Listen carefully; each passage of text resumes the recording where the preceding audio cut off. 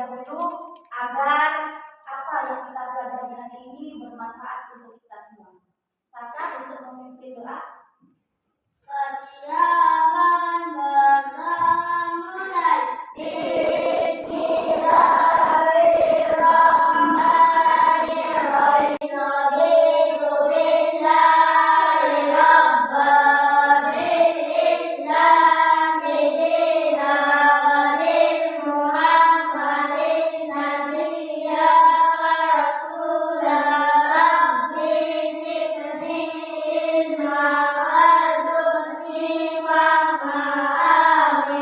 Masih semangat belajar hari ini? Masih. Biar lebih semangat, ayo kita nyanyi P5 dulu. Belajar Pancasila, beriman dan bertakwa pada Tuhan Yang Esa dan beradab mulia, berkebinekaan tobat, gotong royong mandiri, kreatif dan benar kritis. Tepuk tangan dulu. Hari ini kita akan belajar tentang P5. Apa itu P5? Proyek penguatan profil pelajar Pancasila dengan tema gaya hidup berkelanjutan. Topik sampah plastik jadi ekobrik lebih asik. Perhatikan dulu, tujuan P5 ini adalah mengajak peserta didik akan pentingnya daur ulang sampah, mengembangkan kreativitas dalam mengubah barang bekas menjadi sesuatu yang berguna. Karena nanti kita akan praktek membuat ekobrik. Sebelumnya, Bu Guru akan tanya terlebih dahulu, apa itu sampah? Ada yang tahu? Ya, kotoran. Terus yang lain? Nah, agar kalian lebih jelas lagi tentang apa itu sampah, perhatikan video berikut ini.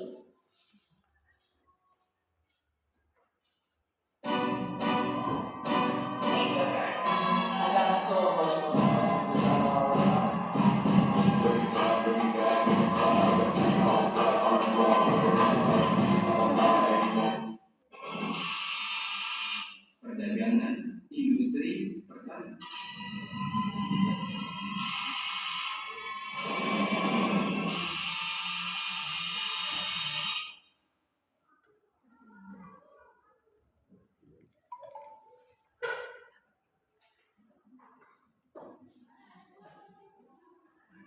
Pengertian sampah.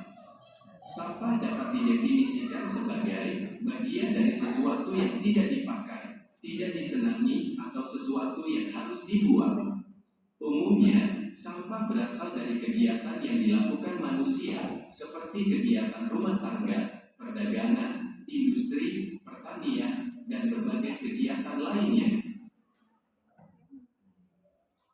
Kita pasti sering melihat sampah yang berserakan di sekitar kita, baik itu di pinggir jalan, sungai, hingga di lahan kosong. Padahal membuang sampah sembarangan dapat menyebabkan aroma yang tidak sedap, banjir, mengurangi kesuburan tanah, hingga menjadi sarang nyamuk. Oleh karena itu, kita harus membuang sampah pada tempatnya dan dipisahkan sesuai jenisnya. Berikut jenis-jenis sampah. Berdasarkan sifatnya, sampah dibedakan atas sampah organik dan sampah anorganik. Sampah organik merupakan sampah yang mudah membusuk dan diurai oleh bakteri, jamur, kuman, dan cacing di tanah. Sampah organik biasanya berasal dari sisa-sisa makhluk hidup. Contohnya adalah kotoran hewan, ranting pohon, daun kering, kulit buah, sisa sayur, daging, atau tulang ayam.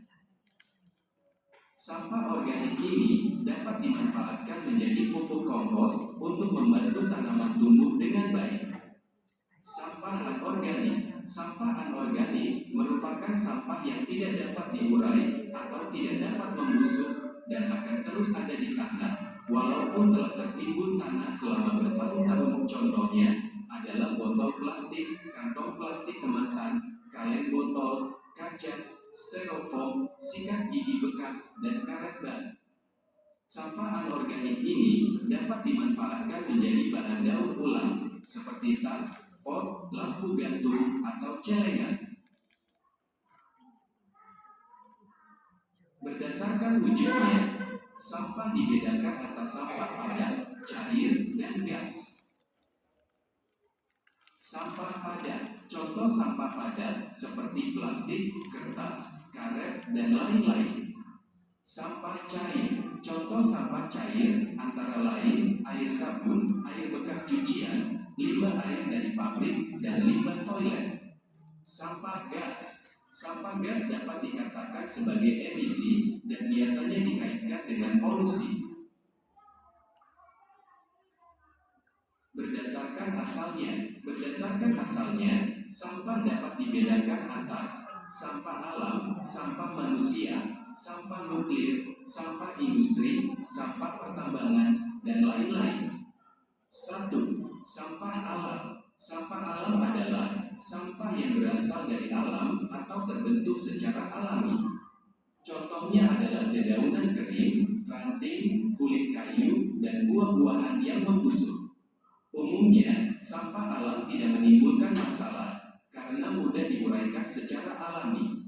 2. Sampah manusia. Sampah manusia adalah sampah yang dihasilkan oleh manusia. Sampah ini merupakan sisa dari proses metabolisme yang terjadi dalam tubuh manusia. Contohnya adalah urin dan feses atau tinja. Sampah manusia dapat berbahaya bagi kesehatan jika tidak ditangani dengan baik. Hal ini karena sampah manusia dapat menjadi pembawa bibit penyakit yang disebabkan virus dan bakteri. 3. Sampah konsumsi. Sampah konsumsi adalah sampah yang dihasilkan oleh manusia karena mengkonsumsi atau menggunakan. Secara umum, sampah konsumsi dapat dikatakan sebagai sampah-sampah yang dibuang ke tempat sampah. 4. Sampah nuklir radioaktif. Sampah nuklir adalah sampah yang dihasilkan dari reaksi fusi dan fisi nuklir. Reaksi tersebut menghasilkan uranium dan thorium yang merupakan bahan berbahaya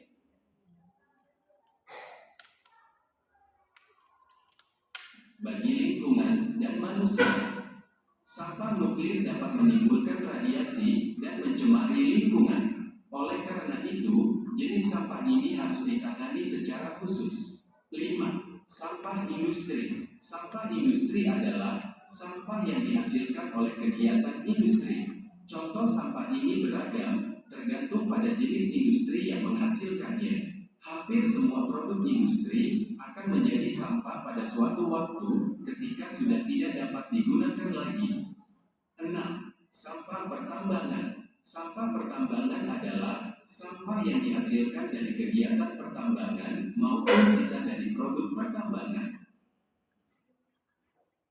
Namun secara umum, sampah dibagi menjadi 3 jenis, yaitu sampah organik, sampah non-organik, dan sampah B3. Sampah organik dan anorganik sudah dijelaskan pada awal materi. Nah, apa itu sampah B3? Ini penjelasannya. Sampah B3 adalah singkatan dari bahan berbahaya dan beracun. Mengapa berbahaya? Karena umumnya bahan tadi dapat meledak, mudah terbakar, beracun, atau melukai tubuh. Sampah B3 seperti baterai, cairan pembersih, kaleng aerosol, obat nyamuk bakar, oli, aki, seng, dan besi. Sampah B3 dapat didaur ulang, namun harus dengan penanganan khusus dari para ahlinya. Yuk kita peduli terhadap lingkungan sekitar, karena jika bukan kita, siapa lagi?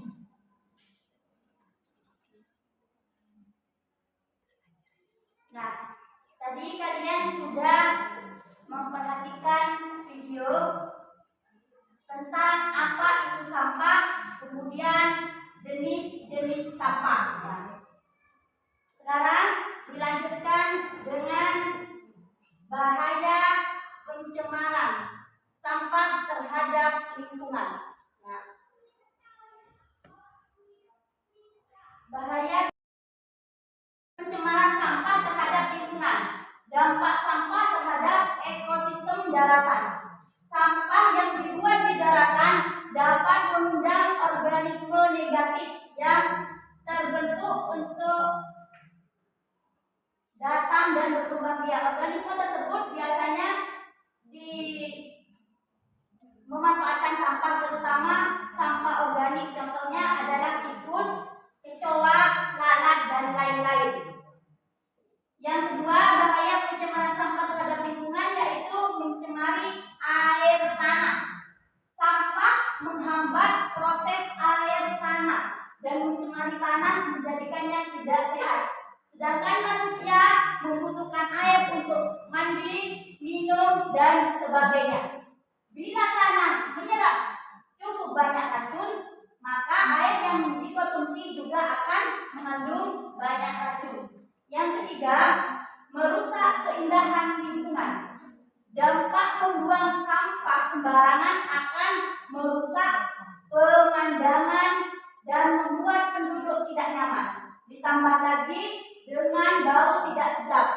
Kemudian bisa juga mendatangkan banjir, mendatangkan penyakit, dan dapat mencemari lingkungan. Nah, itu bahaya pencemaran sampah terhadap lingkungan.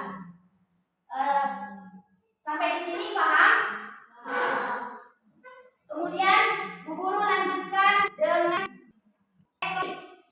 Kita nanti akan praktek membuat ekobrik. Apa ekobrik itu? Ekobrik adalah botol plastik bekas yang diisi padat dengan sampah plastik bersih dan kering. Ekobrik ini berfungsi sebagai bahan bangunan alternatif yang ramah lingkungan. Juga dapat dimanfaatkan sebagai karya yang berguna. Terus ekobrik dapat mengurangi volume sampah plastik di tempat pembuangan akhir. Manfaat ekobrik. Manfaat ekobrik terhadap lingkungan yaitu mengurangi volume sampah plastik, mencegah pencemaran lingkungan. Terhadap ekonomi dapat dimanfaatkan sebagai bahan bangunan. Juga bisa dijadikan sebuah karya yang bermanfaat. Jadi nanti mempunyai nilai tambah. Terhadap pendidikan, meningkatkan kesadaran masyarakat tentang pentingnya pengelolaan sampah. Selanjutnya, cara membuat ekobrik. Nah, caranya yang pertama, kumpulkan botol plastik bekas yang bersih dan kering.